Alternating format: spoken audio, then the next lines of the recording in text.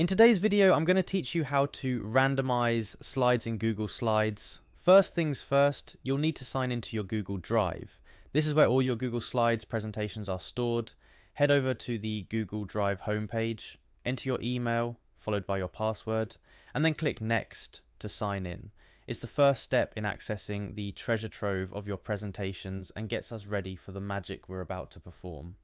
Once you've successfully signed in, navigate through your folders to find the Google Slides presentation you wish to work with.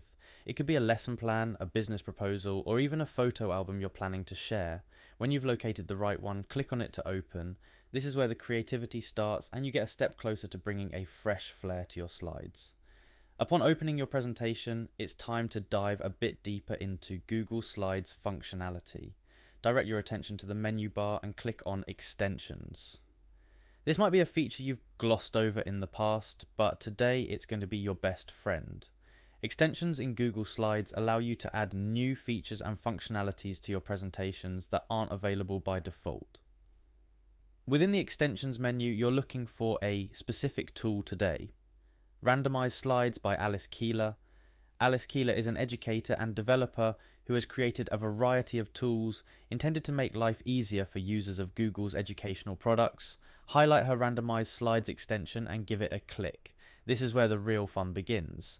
Finally, after selecting the Randomize Slides extension, you'll see an option to randomize slides. Go ahead and click on it. This action will shuffle your presentation slides into a random order. It's particularly useful if you're looking to mix up your presentation, making it more engaging and unpredictable for your audience.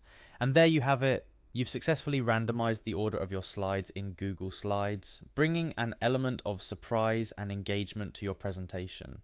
Remember, you can always manually adjust the slides afterward if you need to fine-tune the order.